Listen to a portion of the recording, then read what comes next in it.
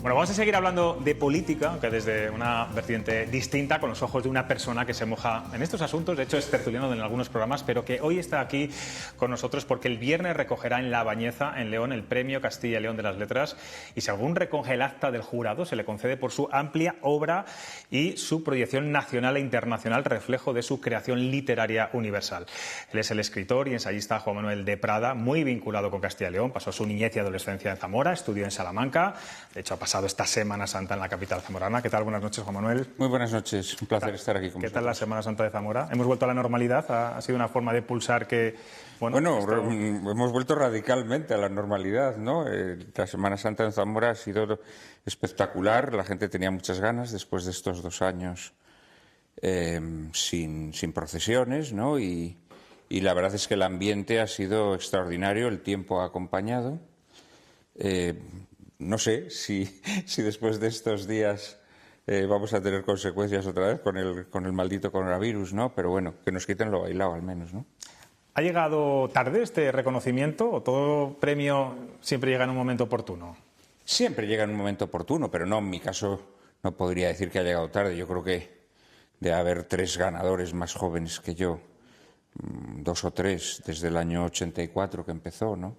Este empezó siendo un premio, cuando nace, que premia ya escritores muy veteranos, como Delibes, como Claudio Rodríguez, como Torrente Ballester.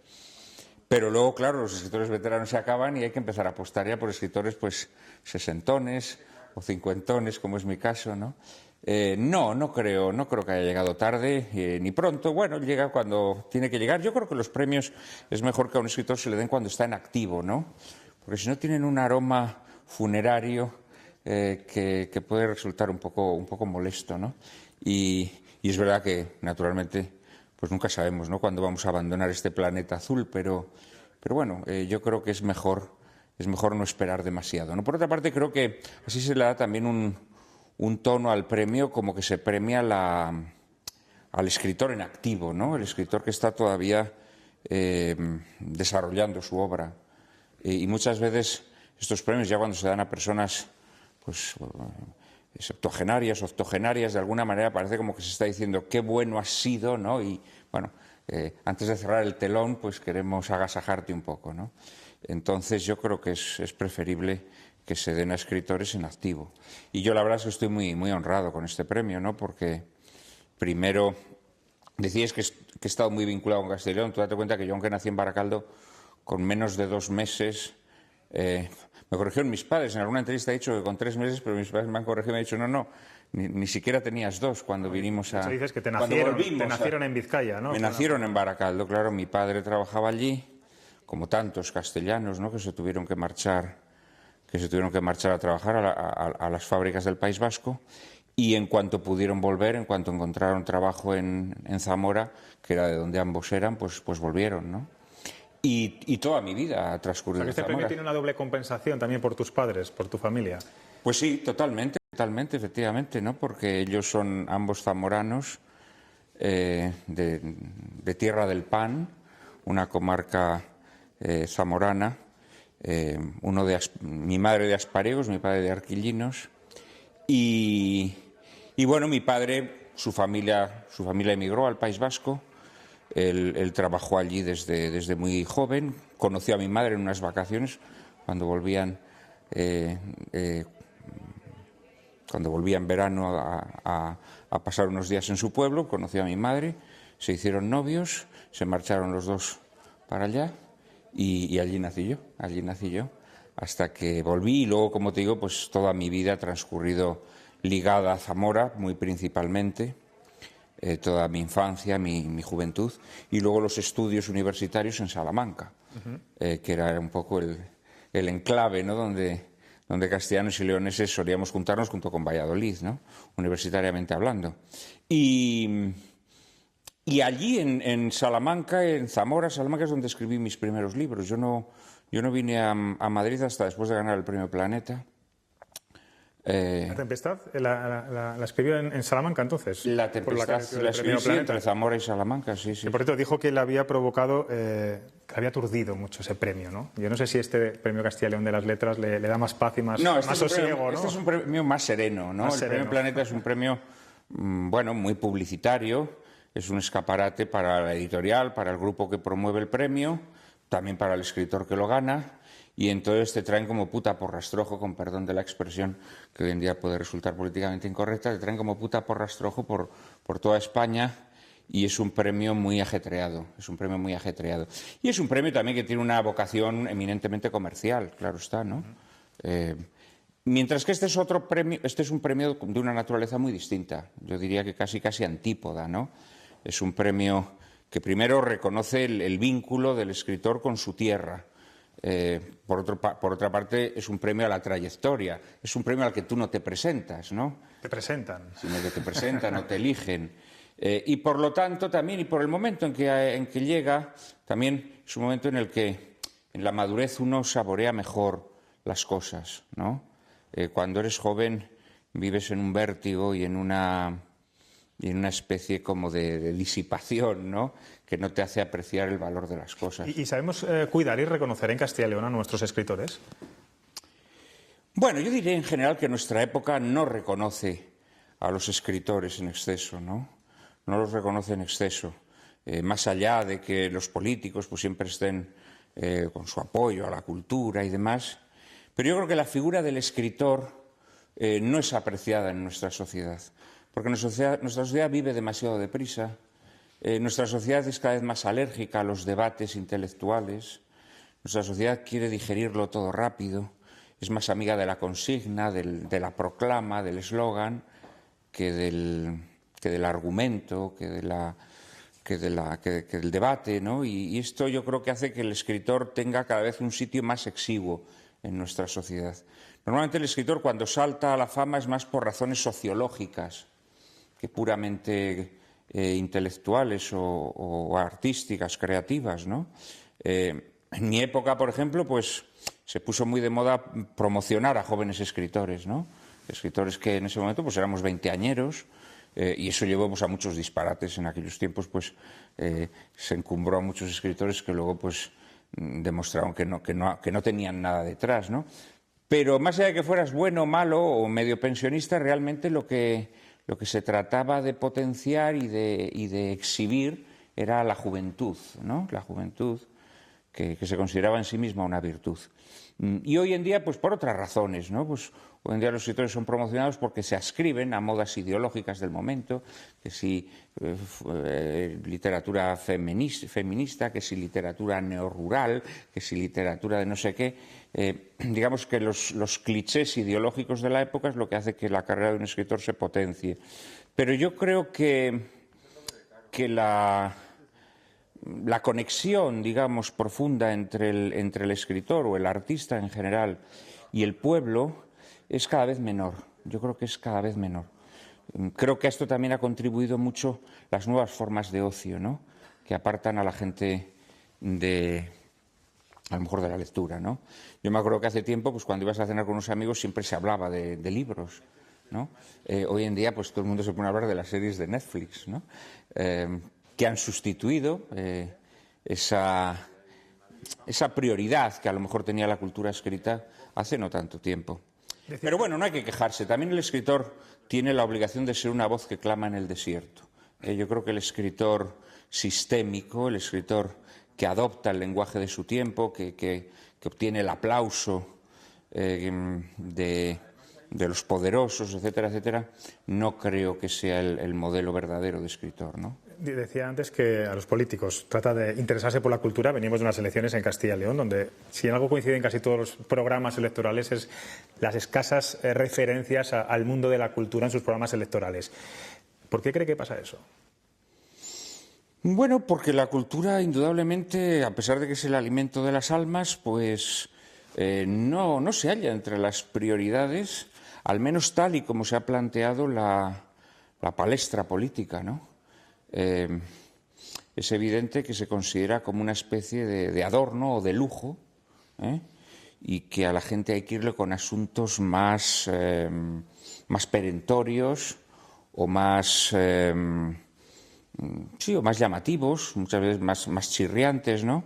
Por otra parte, pienso que al final la cultura, las artes tienden a unir a los pueblos, ¿no? O sea, quiero decir que no sé, es evidente que las ciudades griegas pues se unieron mucho más a raíz de que pues un rapsoda ciego empezó a recitar sus versos, ¿no? Me refiero a Homero, claro está, ¿no? Encontraron un vínculo que los unía. Y probablemente nuestra política se haga fuerte, se fortalezca, se alimenta precisamente de la división. Entonces, tal vez las artes, la literatura, las expresiones culturales, por ser precisamente productos del espíritu humano que vinculan a las personas, pues a lo mejor por eso no ocupan el lugar que tendrían. Vamos a seguir hablando de los políticos, porque escribía recientemente en ABC un artículo sobre el fallecimiento de Alberto Estella, un diputado por Salamanca en las Cortes Constituyentes, muy conocido en Salamanca, una gran persona, amigo. Sé que era muy amigo suyo, y decía que si comparamos a hombres como él con los políticos de hoy, nos damos cuenta de la degradación de la política. ¿Quién tiene entonces la culpa de todo esto? ¿La propia sociedad, los políticos? ¿Dónde está la raíz del problema? ¿Los políticos son un reflejo de la sociedad? ¿Es al revés? Ese debate... La partitocracia. La partitocracia genera unas oligarquías, unas castas que se fortalecen además a través de la sumisión al líder, a través de, bueno, que vamos a hablar, ¿no? Si lo sabemos perfectamente, por todas las marejadas que ocurren en los partidos políticos, ¿no? ¿Y qué ocurre? Fomenta la figura del político profesional, Ese chico inútil que a los 14 años o a los 16, no sé, se alista en las juventudes de su partido, que cursa unos estudios malamente cursados, en algunos casos ya sabemos que plagiando tesis doctorales o aprobando 15 asignaturas en un solo curso, es decir, unos estudios que no nacen de la vida, que no nacen de una auténtica vocación, y que luego pues entran en esas estructuras de partido, ¿no? Y que prosperan, bueno, pues según sus habilidades para adular al líder de turno o por, bueno, no diré tampoco por sus capacidades, etcétera, etcétera, pero que suelen ser unas capacidades más bien mostrencas, suelen ser las capacidades del demagogo, del charlatán con frecuencia y personas con muy poco fundamento. O sea, yo creo que si hoy en día algo caracteriza a nuestros políticos, no quiero generalizar, pero creo que es algo bastante evidente, es que son personas de muy baja categoría intelectual, que solamente hacen de las astucias y de las marrullerías el campo para desarrollar su acción política y para triunfar sobre el adversario. Pero creo que son personas que no tienen, en primer lugar, la política es un servicio que se presta a tus compatriotas, pero ese servicio que se presta, creo yo que se debe prestar porque tus compatriotas reconocen en ti una persona que ha aportado algo valioso a la sociedad, que has destacado en tu profesión u oficio. Es decir, yo no creo que los políticos tengan que ser los catedráticos y los notarios. Creo que también tienen que ser los albañiles y los barrenderos. Pero creo que tienen que ser personas que se hayan curtido en la vida, que hayan hecho una aportación valiosa a la sociedad y que la sociedad los reconozca como tales, ¿no? También decía en una revista radiofónica muy reciente que las ideas progresistas en esta sociedad son las que llevan la batuta porque imponen sus ideas y los conservadores tienen que ir siempre a rebufo. ¿Eso es lo que le ha pasado hasta hace bien poco al Partido Popular y de ahí el éxito de Vox? Bueno, yo creo que este es el sino, ¿no?, de la política contemporánea, ¿no? La política contemporánea es progresista porque parte de una noción del ser humano, de la naturaleza humana como algo que no es estable, algo que progresa, ¿no? De ahí que cada poco haya que descubrir un nuevo derecho, haya que ampliar la lista de derechos, porque la naturaleza humana no es la misma, no se reconoce que es la misma. Yo creo que sí es la misma. Yo creo que los hombres que pintaron las paredes de Altamira eran exactamente iguales que nosotros, ¿no? Más allá de que nuestro desarrollo técnico sea superior o el avance de las artes, pero humanamente eran los mismos. En cambio, creo que la política contemporánea se basa en esta noción progresista o progresiva de la naturaleza humana, ¿no? Entonces, en ese sentido, creo que sí, los partidos que se reconocen como progresistas lo tienen más sencillo y los partidos conservadores lo tienen más difícil, van a rebufo de los progresistas. Yo creo que esto es una evidencia que ocurre, yo me atrevo a decir que en todo Occidente, ¿no? No le voy a preguntar por Gonzalo Santonja como futuro consejero de Cultura, porque sé que es muy amigo y no iba a ser objetivo con él, pero ¿qué cree que va a aportar a la cultura y al turismo conociéndole bien? Vamos a ver, independientemente de que sea una persona a la que efectivamente le profeso enorme afecto, fue la primera persona que apostó por mí cuando yo era un escritor inédito. Él organizó un congreso de literatura castellano y leonesa en donde me invitó a participar. Fue mi primera amistad del mundo literario y lo conozco, bueno, pues desde principios de los años 90 he tenido con él una relación muy estrecha. Cuando supe que iba a ser el nuevo consejero de Cultura, no me lo creía, me parecía que ¿Le sorprendió a sus que años... fuera Vox el que o sea, que fuera por Vox? No me sorprendió en absoluto porque, bueno, creo que Vox actúa muy inteligentemente. Precisamente estábamos hablando antes de los políticos de hoy y los políticos como Alberto Estella.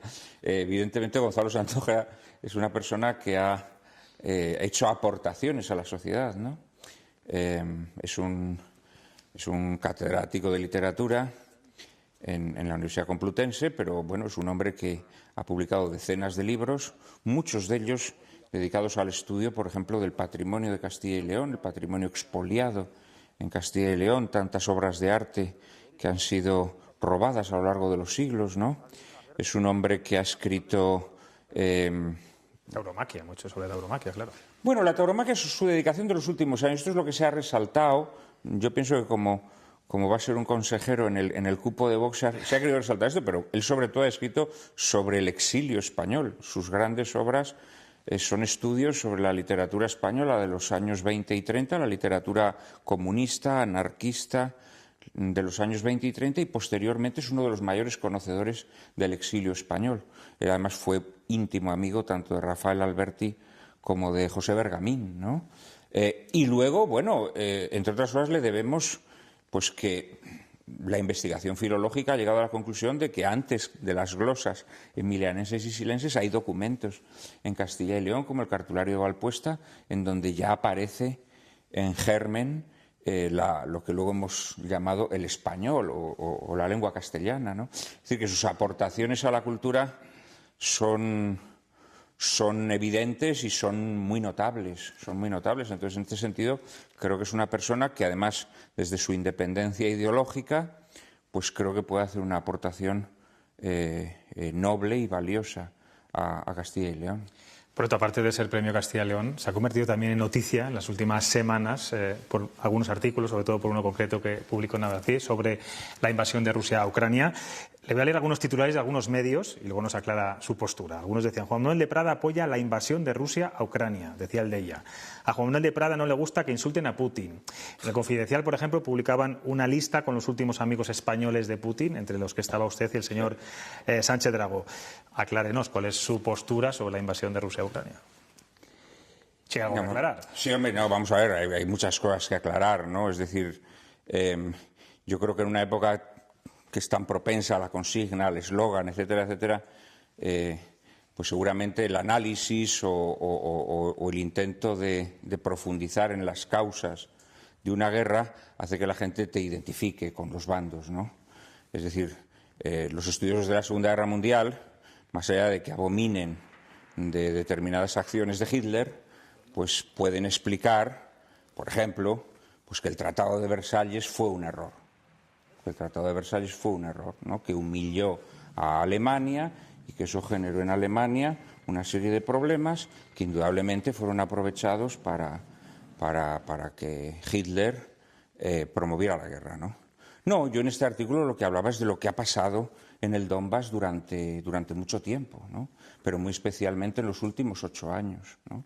Y eso es una cosa que no se puede ocultar ni se puede prescindir de ella a la hora de explicar lo que luego ha sucedido, ¿no? También expliqué los problemas que tenía Rusia con la expansión de la OTAN, ¿no? Pero vamos, estas son cuestiones que cualquier persona que de verdad quiere entender lo que sucede no puede obviar, ¿no? Lo que pasa es que hoy en día, pues, las declaraciones netas, tajantes, exigen que digas que Putin es un asesino y que Zelensky es un héroe de la democracia, ¿no? pues más allá de que uno y otro puedan tener rasgos de esto, pero tienen entreveradas otras cuestiones que yo creo que también hay que analizar y que un escritor tiene la obligación de analizar, ¿no? Un escritor que verdaderamente esté comprometido con su tiempo y no aspire a ser pues un pelele, ¿no?, al dictado de tal o cual consigna. Nos acompañan 3 periodistas, Paloma, Ketty y Carmelo. Vamos a empezar por Paloma. Hola, ¿qué tal? Muy buenas, ¿Qué Paloma. tal? Pues mira, quería preguntarte un poco sobre la relación de la cultura con la política, ¿no? Y sobre todo porque la izquierda patrimonializa lo que es la cultura y la gente de la cultura. Tú como hombre de la cultura, no sé, ¿tú cómo ves ese fenómeno de patrimonialización de la cultura por parte de la izquierda? Bueno, pues como lo vería como la patrimonialización de la cultura por parte de la derecha. Sí, pero o sea, quiero decir que creo que sería es algo absurdo, ¿no? En primer lugar, porque esto de izquierda y derecha pues no deja de ser algo coyuntural, histórico de este momento, ¿no? Pero nosotros cuando nos aproximamos, antes cité a Homero, pero los podemos aproximar a Quevedo o a Cervantes o a Lope de Vega, pues no empezamos a pensar si eran de izquierdas o de derechas, entre otras razón porque esto carecería de sentido, ¿no? Pero yo en líneas generales creo que un escritor es alguien que no está a gusto en el mundo en el que le ha tocado vivir y que por lo tanto se plantea preguntas y de alguna manera es, dicho vulgarmente, como una especie de mosca cojonera, ¿no? Yo siempre me he contemplado en el espejo de Miguel de Unamuno, que me parece el gran escritor español del siglo XX, ¿no? Miguel de Unamuno era de izquierdas o de derechas. Pues Miguel de Unamuno tuvo sus etapas en las que participó incluso en campañas políticas con el Partido Socialista. Pero, como todos sabemos, pues también tuvo sus coqueteos al final de su vida con el bando franquista, ¿no? Y entre medias, pues no fue ni de izquierdas ni de derechas, fue unamuniano. Con todas sus contradicciones, con todas sus intemperancias, con la incomprensión de su tiempo muchas veces, pero fundamentalmente al final Unamuno fue un hombre que fue incómodo para el poder, ¿eh? En grado sumo para Miguel Primo de Rivera, que lo desterró, e incluso a quienes lo enarbolaron como gran ejemplo en Salamanca en los comienzos de la Guerra Civil, pues también fue un problema para ellos, ¿no? ¿Por qué? Porque un escritor auténtico no se casa con nadie, un escritor auténtico no se dedica a repetir eslóganes de tal o de cual tendencia ideológica. Entonces, a mí esto, pues sí, me parece absolutamente ridículo, ¿no? Yo, de hecho, pienso que, de algún sentido, precisamente esa hegemonía cultural que tiene hoy en día la izquierda, yo diría que precisamente el lugar donde un escritor no debe estar es donde está la hegemonía. Un escritor siempre tiene que ser un francotirador. Un escritor siempre tiene que ser alguien a la contra de los tiempos. Tiene que ser la voz que clama en el desierto, no la voz que clama en el Congreso del partido. Esta es mi visión, ¿no?, del oficio y de la vocación de escritor. Ketty. Sí, yo tengo una reflexión y una pregunta. La parte de la reflexión es sobre algo que has dicho en referencia a la aportación que puede hacer la sociedad o los perfiles profesionales a la política. Y la verdad es que yo creo que esto de la política también tiene su ciencia, que en ocasiones son cualidades que a lo mejor pues no son las más reseñables en un oficio, pero que son importantes. Y de hecho pongo un ejemplo. Se decía mucho, una vez que ha abandonado el Consejo de Ministros, una persona de altísima capacitación profesional como lo era el ministro de Ciencia, el señor Duque, que haya pasado sin pena ni gloria precisamente por la política, no haya dejado mella alguna. Y de hecho había alguna declaración descarnada que escuchábamos algunos internamente en algún partido político que decía: ¿quién nos iba a decir que Elena Valenciano tenía mucho que enseñarle a Pedro Duque, ¿no? Bueno, yo creo que esto, no sé si lo compartes o no, pero también tiene matices, ¿no? Esa afirmación de que en ocasiones los perfiles no profesionales, pero sí políticos, tienen mucho que aportar a la política y por lo tanto a la sociedad. Y la pregunta, En términos de batalla cultural, que es algo sobre lo que tú has escrito en muchas ocasiones, o sobre lo que usted ha escrito en muchas ocasiones, ¿Feijóo se equivoca al no asistir mañana a la toma de posesión? Por empezar por la pregunta, hombre, yo creo que sería excesivo considerar batalla cultural asistir o no asistir, ¿no?, a esta ceremonia. Bueno, yo creo que sobre todo es un poco ridículo por parte del señor Feijóo, ¿no? Es un poco ridículo porque yo creo que es un postureo con el cual parece como que trata de crear como se dice ahora, un relato, ¿no? Un relato según el cual, pues en el PP, efectivamente, pues hay quienes como él consideran que Vox no debería ser un partido con el que se establecen alianzas. Esto es grotesco, esto es grotesco. Es decir, pensar que durante todo el tiempo en que se alargaron, que se han alargado hasta antes de ayer, como quien dice, ¿no?, las negociaciones entre Vox y el Partido Popular, Feijóo, fuera o no fuera presidente del Partido Popular, no estaba siendo informado. Esto es algo grotesco. Naturalmente que el señor Feijóo estaba siendo informado, ¿no? Por otra parte, creo que también dentro de esa postura además demuestra una falta de realismo, ¿no?, en el sentido en que el Partido Popular, para poder gobernar solamente tiene dos opciones. Una, establecer alianzas con Vox, y la otra, llegar a un acuerdo con el Partido Socialista para que quien sea más votado, pues se abstenga, como mínimo, no entorpezca la posibilidad de que el otro pueda ser investido, ¿no?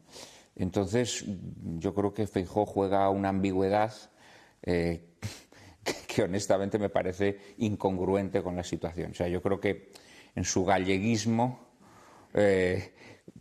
juega a pensar que somos un poco tontos, ¿no?, y que nos vamos a conformar con este postureo. Respecto a lo que comentabas... Porque puede volver a pasar, ¿no? Que puede volver a pasar. En Andalucía, en las municipales... Por supuesto. Vamos a ver, en Andalucía los dos partidos más votados indudablemente serán el Partido Socialista y el Partido Popular, pero ni el Partido Socialista ni el Partido Popular podrán gobernar con mayoría absoluta, me temo, y por lo tanto tendrán que buscar o alianzas o apoyos. Entonces, no sé si el Partido Popular y el Partido Socialista están en disposición de apoyarse el uno al otro, no sé los efectos que eso tendría sobre sus respectivos electorados, me temo que hoy por hoy podrían ser efectos muy destructivos, ¿no? Pero no, yo creo que Feijóo está haciendo un juego, pues repito, un poco tonto a estas alturas de la película, ¿no? Él tendría que tomar el toro por los cuernos y dejar bien claro si el Partido Popular quiere formar gobiernos de coalición con Vox o no. Lo otro me parece, repito, un poco grotesco y además yo creo que no se lo va a tragar nadie, ¿no? Respecto a la otra observación que has hecho, por supuesto, yo creo que una persona tiene que tener dotes, tiene que tener unas dotes políticas, ¿no? No todas es evidente que, no sé, San Juan de la Cruz era un grandísimo poeta, pero San Juan de la Cruz hubiera sido un nefasto político, porque no tenía dotes para ser político, ¿no? Entonces, en ese sentido, yo creo que, por supuesto que sí, es muy importante tener dotes políticas. No se trata simplemente de personas que sean relevantes en su desempeño profesional. Pero sí que creo que sería muy bueno que los políticos hubieran demostrado su valía en la sociedad civil, ¿no?, en el desempeño de su profesión, ¿no?, y que hubieran demostrado capacidad, pues si son abogados como abogados, y repito, y si son fontaneros como fontaneros, pero que ese bagaje vital, que también tiene que ver con las dificultades de afrontar una vida, de sacar adelante una familia, etcétera, etcétera, eso lo puedan llevar a la política, ¿no? Una de las cosas más llamativas, por ejemplo, de la política de hoy en día es la cantidad de mandatarios que hay solteros o sin hijos. Claro, dices, ¿pero qué pasa? ¿Que para ser político hace falta tener una familia? Pues seguramente no.